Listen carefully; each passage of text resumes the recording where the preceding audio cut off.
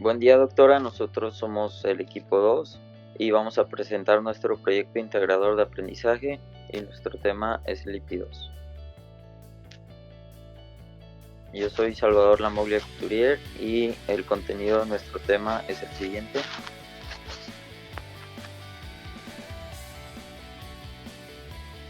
Representación digital de los lípidos, características químicas, rutas anabólicas, rutas catabólicas, patologías relacionadas a los procesos anabólicos y catabólicos. Los lípidos son macronutrientes necesarios en la nutrición humana.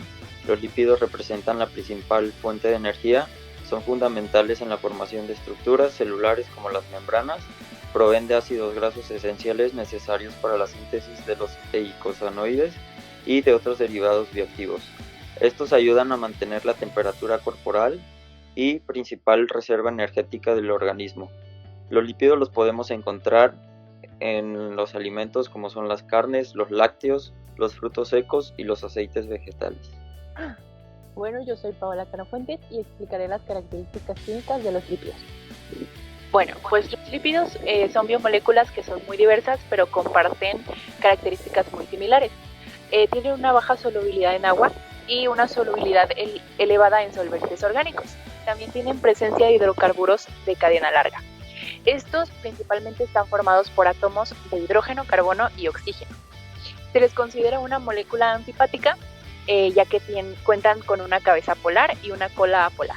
En su cabeza apolar también se le puede llamar hidrofílica. Esto quiere decir que esta molécula ama el agua y se asocia con solventes polares, como por ejemplo pues el agua. Posee varios grupos polares o con cargas eléctricas. Y en su cola apolar o hidrofóbica presenta átomos de carbono que se unen a los hidrógenos, que se le conoce como cadenas hidrocarbonadas. Bueno, como lo había comentado, en su cabeza polar pueden poseer hidroxilo, ya sea por ejemplo en el colesterol, o también pueden tener un carboxilo, ya sea en ácidos grasos como el ácido palmático, o también puede contener un fosfato, como en los fosfolípidos. Bueno, los lípidos tienen distintas clasificaciones, para ser específicos 4. Se clasifican de acuerdo a su estructura química en simples, complejos y derivados. Los simples solo contienen átomos de carbono, hidrógeno y oxígeno y pueden ser separados por hidrólisis. Aquí encontramos los aciglicéridos y los séridos. En los complejos, además de tener carbono, hidrógeno y oxígeno, también pueden tener elementos como nitrógeno y fósforo y azufre. Y mediante la hidrólisis se transforman en otros compuestos.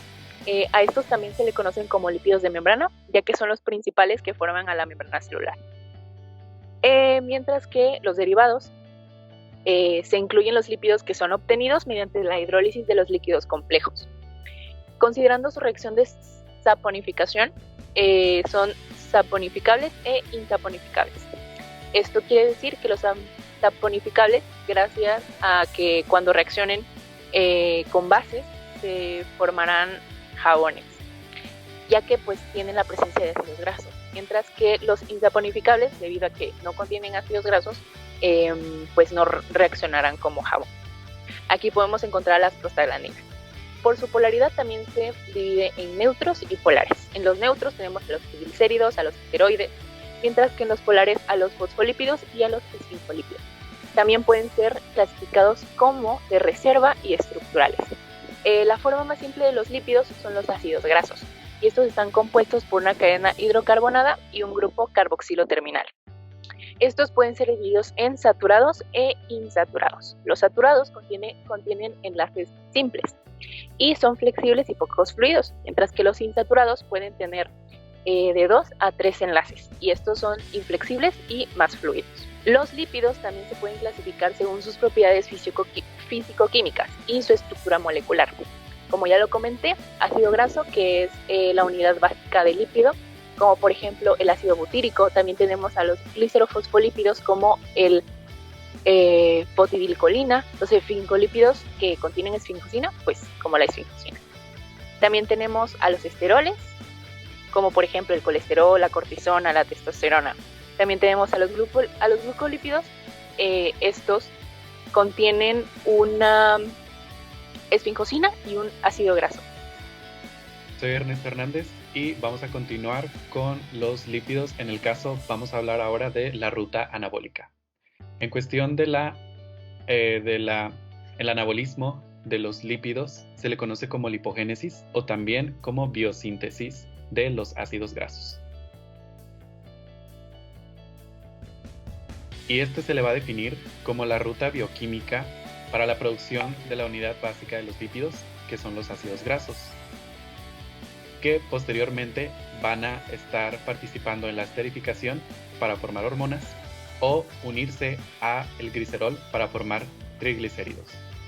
Y pues esta ruta va a estar compuesta por una serie de 4 pasos que va a consistir en la adición de 2 carbonos hasta completar un ácido graso de 16 conocido como palmitato, para después pasar a los otros 2 pasos que viene siendo la elongación o desaturación. Pero antes de esto, el acetil-CoA, que es la molécula precursora para la formación de los ácidos grasos, necesita salir de la mitocondria. El acetil-CoA, ubicado dentro de la mitocondria, primero necesita convertirse a citrato gracias a la reacción ocasionada por la citrato sintasa.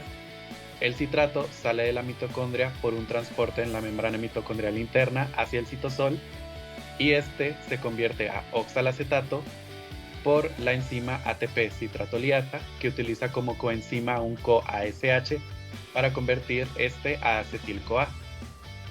Y el acetil-CoA necesita convertirse a manolil-CoA gracias a una enzima compuesta por 3 regiones funcionales conocida como acetil-CoA carboxilasa, que lo convierte a malolil-CoA, que viene siendo el intermediario enzimático más importante para la síntesis de ácidos grasos, ya que esta va a ser la sustancia que le va a donar los 2 carbonos para la fabricación del palmitato. Comenzando con las 4 fases de la biosíntesis de lípidos, primeramente tenemos la condensación. En la condensación se van a unir los 2 carbonos alfa y beta del grupo malonil y del grupo acetil para provocar la descarboxilación o la salida del grupo carboxilo del grupo malonil. En el paso número 2 consiste en una reducción gracias al agente reductor que viene siendo el NADPH, que va a cederle al carbono beta sus hidrógenos para reducirlo a un grupo alcohol unido al carbono en el grupo hidroxilo del grupo acil activado. El tercer paso consiste en una deshidratación. Aquí el grupo hidroxilo unido al carbono del grupo acil activado necesita salir en forma de una molécula de agua para poder unirse al carbono alfa del grupo malonil, estableciendo un doble enlace. El cuarto paso y el último consiste en una reducción, y aquí se necesita utilizar nuevamente un NADPH para poder deshacernos del doble enlace establecido entre el carbono alfa del grupo malonil y del carbono beta del grupo acil activado. Y para esto el NADPH le cede sus hidrógenos a ambos carbonos, eliminando por completo el doble enlace y estableciendo el grupo acil saturado alargado en 2 carbonos. Y finalmente llega una enzima conocida como tioesterasa, que va a cortar el palmitato para liberarlo del complejo enzimático después de un total de 7 vueltas, ya que la primera fue cedida los 2 carbonos por el acetil-CoA. Los 2 pasos que siguen en la biosíntesis de lípidos consisten en la elongación y desaturación. La elongación tiene lugar en el retículo endoplásmico y en las mitocondrias. Aquí, a la cadena de 16 carbonos del palmitato se le van agregando 2 carbonos para obtener ácidos grasos más largos de hasta 24 carbonos. O si no, se ocurre la desaturación, que viene siendo en la aplicación de dobles enlaces. En el caso de células hepáticas en mamíferos, solamente se le pueden aplicar estos dobles enlaces hasta el carbono 9.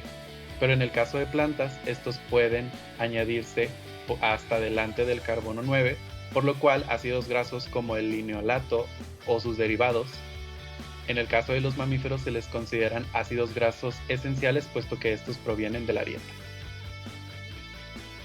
Soy María Lozano y voy a hablar sobre las rutas catabólicas de los lípidos. tenemos 3 tipos de rutas principales. Encontramos la beta-oxidación, que es la que más podemos encontrar. Esta ocurre en la mitocondria. Tenemos la doble oxidación, que ocurre en el retículo endoplasmático. Y tenemos la A-oxidación, que ocurre en los peroxisomas.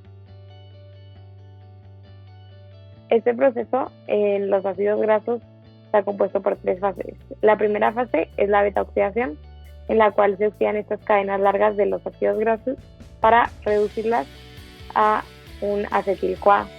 En cada vuelta se reducen por 2 carbonos, al contrario de las rutas anabólicas. La segunda fase es cuando este acetil-CoA que sale de la beta-oxidación pasa por el ciclo de ácido cítrico para oxidarse a dióxido de carbono, y se utiliza tanto la energía de la fase 1 y de la fase 2 para entrar en la cadena transportadora de electrones. La beta-oxidación es un proceso de 4 etapas. En la primera etapa tenemos una oxidación por faz. Esta ocurre al palmitil-CoA con ayuda de la acetil-CoA deshidrogenasa, y por esta oxidación se forma un enlace doble entre el carbono 2 y el carbono 3. En el segundo paso tenemos una hidratación al transdóxeno del CoA por medio de la NOL-CoA hidrogenasa, y esta hidratación causa que se forme un enlace doble para poder esta hidratación se hace al enlace doble para poder formar el estereoisómero L, el cual lo podemos observar ya en el tercer paso, en la LD-hidroxil-CoA. Y aquí ocurre otra oxidación, pero en vez de por faz, aquí ocurre por NAD, y aquí se toma un hidrógeno y se lleva hacia el NAD. El NAD se roba un hidrógeno para poder formar NADH deshidrogenasa, que se va hacia la cadena respiratoria. Y en el cuarto paso ocurre una tiólisis catalizada por la tiolasa al B-cetoaxil-CoA, en la cual pues se separa un fragmento de carboxilo terminal, así rompiendo el B-cetoaxil con el grupo tiol de la coenzima, para así obtener la acil-CoA, la cual pues después aquí tenemos cómo entra en cada vuelta, se reducen a 2 carbonos para poder formar el acetil-CoA, el cual posteriormente entra en el ciclo de ácido cítrico y después en la cadena transportadora de electrones. Hola, mi nombre es Cassandra y voy a explicar las patologías de los lípidos en sus rutas anaeróbicas y catabólicas. Voy a empezar por la ruta anaeróbica, que es la enfermedad de Graves, que es un trastorno autosómico hereditario, y esto ocurre por una deficiencia en la enzima galactocerebrosidasa, que es la que se encarga de producir mielina. Esto es gracias a la acumulación de grasas no digeridas que afecta el crecimiento de la vaina aislante y protectora del nervio. Sabemos que la mielina es la que se encarga de proteger las estructuras del cerebro, y esto a largo plazo nos va a causar un deterioro de habilidades motoras y mentales, una debilidad muscular, convulsiones mioclónicas y una pérdida de peso prolongada. Esta es una enfermedad más que nada de humanos, y la imagen que vemos aquí es una tomografía de un paciente pediátrico. Y por el lado de la ruta catabólica tenemos la hiperlipidemia, que esto es una alta concentración de lípidos en el plasma. Si sacamos una química sanguínea, nos va a arrojar una hipercolesteremia y una hipertrigliceremia. Esto debido a una baja en la eliminación de los kilomitrones y de las lipoproteínas VLDL, o un exceso de producción en estas últimas, lo que a largo plazo nos va a ocasionar una pancreatitis aguda, una aterosclerosis y, en el peor de los casos, un infarto agudo en el miocardio.